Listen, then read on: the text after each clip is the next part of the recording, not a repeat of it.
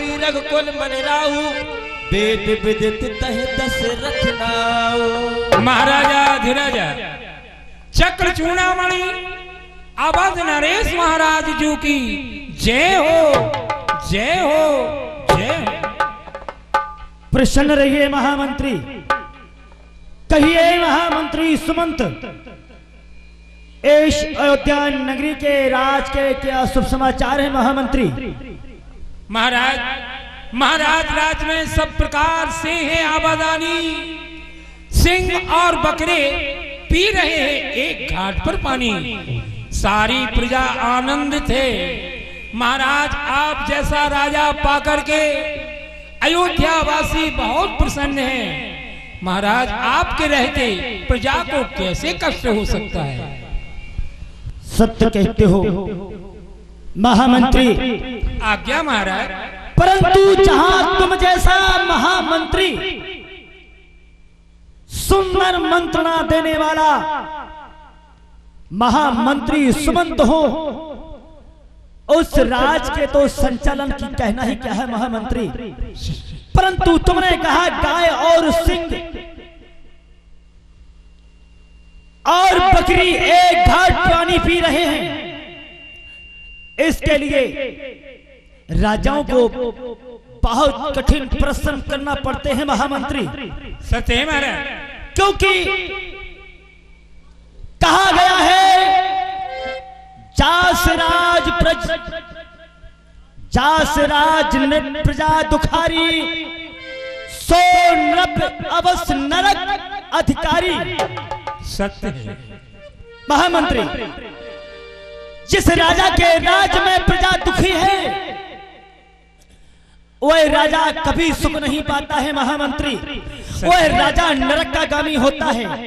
इसलिए राजाओं को अपनी प्रजा के पालन पोषण करने के लिए चारों नीतियों का प्रयोग करना पड़ता है महामंत्री।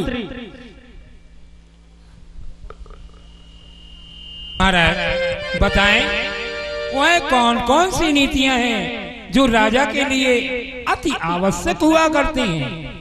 महामंत्री यही तो सुंदर मंत्रणा है महामंत्री। तुम हमेशा प्रजा के हित में प्रश्न पूछा करते हो महामंत्री। आज्ञा महाराज। तुमने कहा वो कौन है, कौन सी नीतियां हैं महामंत्री? अवगत कराएं। राजाओं की 4 नीतियां हुआ करती हैं। पहली नीति राजा की साम नीति हुआ करती है महामंत्री। राजा का कर्तव्य है कि सबसे पहले तो अपनी प्रजा को राजा भले प्रकार से समझाए, ये राजा की पहली नीति हुआ करती है महामंत्री। महाराज राजा की दूसरी नीति दाम हुआ करती है महामंत्री। यदि राजा के राज में राजा की प्रजा भूखों मर रही है तो राजा का कर्तव्य होता है कि अपने धन कोष से जितना पैसा है, अनाज है, वो अपनी प्रजा के पालन पोषण करने के लिए अवश्य लगाए। ये राजा की दूसरी नीति हुआ करती है। सत्य है महामंत्री। राजा की तीसरी नीति शाम दाम दंड। राजा की तीसरी नीति दंड हुआ करती है।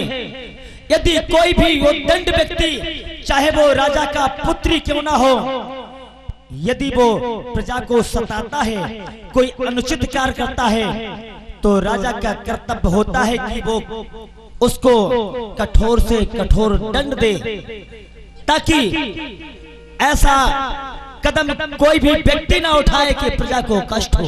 सत्य है महाराज। महामंत्री, राजा की चौथी नीति शाम दाम दंड एवं भेद। राजा की चौथी नीति भेद हुआ करती है। यानी हम राजा को यदि किसी के ऊपर, किसी के राज्य में चढ़ाई करना है, या कोई राजा हमारे राज्य में चढ़ाई करता है, तो अपने गुप्तचरों के द्वारा उस राजा के का सारा भेद ले लेना चाहिए। ये राजा की चौथी नीति हुआ करती है। सत्य महाराज। महामंत्री, इसी प्रकार से सुख भी हुआ करते हैं। महाराज अवगत कराएं, वह कौन कौन से सुख हैं जो मनुष्य के जीवन में अति आवश्यक हैं? महामंत्री, महाराज, मनुष्य का पहला सुख निरोगी काया। पहला सुख मनुष्य के शरीर में कोई रोग नहीं होना चाहिए। ये मनुष्य का पहला सुख है। सत्य महाराज। पहला सुख निरोगी काया, दूजा सुख घर में हो माया। राजा का दूसरा सुख ये है कि उसके घर में संपत्ति होनी चाहिए। सत्य महाराज। दूजा सुख घर में हो माया, तीजा सुख कुलवंती नारी। मनुष्य का तीसरा सुख ये है कि उसकी जो अर्धांगिनी होती है, पत्नी होती है, वो कुलवंती होनी चाहिए, लक्षण होना चाहिए। हाँ सत्य महाराज। महामंत्री, महाराज, तीजा सुख कुलवंती नारी, चौथा सुख सुत। कि एक बारे भूपते मन माही, भय गिलान मोरे सोत नाही। महाराज, अभी आप हमें सुखों के बारे में बता रहे थे। पहला सुख निरोगी काया, दूजे घर में हो माया, तीजा सुख सुलक्षणा नारी। चौथा सुख कहने से पहले आपके नेत्रों में आंसू आ गए, आपका मुंह कुमला गया है। वह कौन सा सुख है जो आपको दुख दे रहा है? अवगत कराएं, वह चौथा सुख क्या है? महामंत्री, आज्ञा। यही तो एक विडंबना की बात है। जब मेरे जुबा पर पुत्र का नाम आता है तो एकदम मेरे हृदय में धक्का सा लग जाता है महामंत्री, क्योंकि हमारा चौथा अपन आ गया है और कोई पुत्र नहीं है। और जब पुत्र का नाम जुबा पर आता है तो एकदम हृदय में धक्का सा लग जाता है। परंतु आज तुखड़ा में अपने कुलगुरु वशिष्ठ जी के पास अवश्य ले जाऊंगा, क्योंकि जब भी इस सूर्यवंश पर कोई आपत्ति आई है तो उन्होंने अपने खगोल शास्त्र के ज्ञान के द्वारा इस सूर्यवंश की विपत्ति को उबारा है महामंत्री। सत्य महाराज। इसलिए चलिए वशिष्ठ जी के आश्रम में अपने नंगे पैरों से चलकर स्वयं जाऊंगा।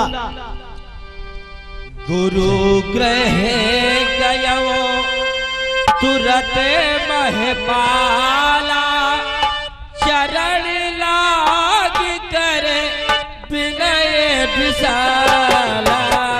गुरु ग्रह गया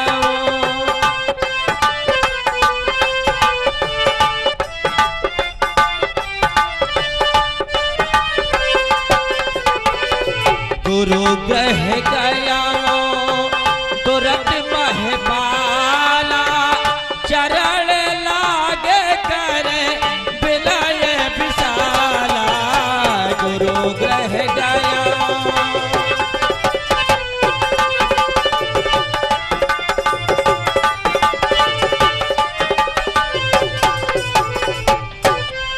गुरुवर के चरणों में